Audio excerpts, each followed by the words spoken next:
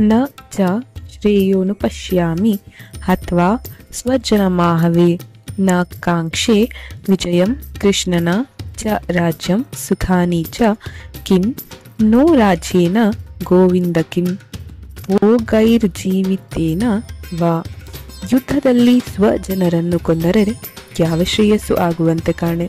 ಕೃಷ್ಣ, ನನಗೆ ಜಯ ಬೇಕಿಲ್ಲ, ರಾಜ್ಯ ಬೇಡ, ಸುಖ ಬೇಡ. ಗೋವಿಂದ, ರಾಜ್ಯ ಭೋಗಗಳಿಂದಲೂ ಅಥವಾ ಜೀವಿಸುವುದರಿಂದಲೂ ಏನು ಪ್ರಯೋಜನ? ಇಲ್ಲಿ ಅರ್ಜುನನ ಬುದ್ಧಿ ಕದಡಿ ಹೋಗಿದೆ ಎಂಬುದಕ್ಕೆ ಅವನಾಡುವ ಮಾತುಗಳೇ ಸಾಕ್ಷಿ. ಇಲ್ಲಿ ಶ್ರೇಯಸ್ ಎಂಬ ಪದವನ್ನು ಉಪಯೋಗಿಸುತ್ತಿರುವನು. ಆದರೆ ಅರ್ಜುನನು ಇಲ್ಲಿ ಯುದ್ಧವನ್ನು ನೋಡುತ್ತಿರುವುದು ಪ್ರೇಯಸ್ಸಿನ ದೃಷ್ಟಿಯಿಂದ. ಒಂದನ್ನು ಮತ್ತೊಂದು ಎಂದು ಭಾವಿಸುವನು. ಶ್ರೇಯಸ್ಸು ಯಾವಾಗಲೂ ಕಷ್ಟದ ಹಾದಿ, ಕಂಟಕಮಯ. ಮೊದಲಲ್ಲಿ ನಮಗೆ ತುಂಬಾ ಅಪ್ರಿಯವಾಗುವುದು. ಅಯ್ಯೋ, ಇದನ್ನು ಮಾಡಬೇಕಲ್ಲ ಎಂದು ಮಾಡುವೆವು. ಇದು ರೋಗವಿರುವಾಗ ಕಹಿಯಾದ ಔಷಧಿಯನ್ನು ತೆಗೆದುಕೊಳ್ಳುವಂತೆ. ಪ್ರೇಯಸ್ಸಿನ ಮಾರ್ಗದಲ್ಲಿ ಯಾವ ಘರ್ಷಣೆಯೂ ಇಲ್ಲ. ಗುರು ಹಿರಿಯರು, ಬಂಧು ಬಾಂಧವರು ಇವರನ್ನೆಲ್ಲ ಅರ್ಜುನನು ಎದುರಿಸುತ್ತಿರುವಾಗ ಧರ್ಮಕ್ಕಾಗಿ, ಕರ್ತವ್ಯಕ್ಕಾಗಿ ಅವರೊಡನೆ ಮನಸ್ಸಿಗೆ ಅಪ್ರಿಯವಾದರೂ ಯುದ್ಧ ಮಾಡಬೇಕಾಗಿರುವುದು ಶ್ರೇಯಸ್ಸಿನ ದೃಷ್ಟಿಯಿಂದ. ಆ ಕೆಲಸವನ್ನು ಬಿಡುವುದು ಪ್ರೇಯಸ್ಸಿನ ಹಾದಿ.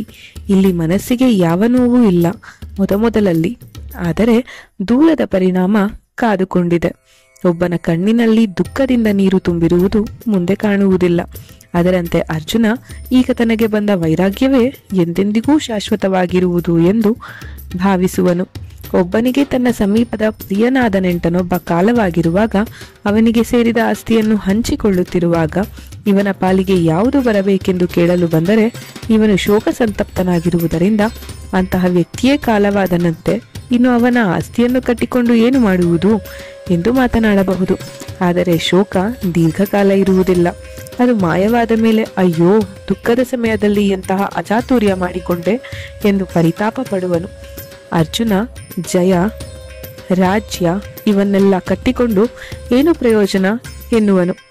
ಜೀವನದಲ್ಲಿ ಬೆನ್ನು ತೋರಿಸಿದರೆ ಸಮಸ್ಯೆ ನಮ್ಮನ್ನು ಬಿಡುವುದಿಲ್ಲ.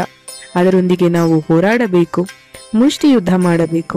ಆಗಲೇ ಅವುಗಳಿಂದ ಪಾರಾಗಬಹುದು.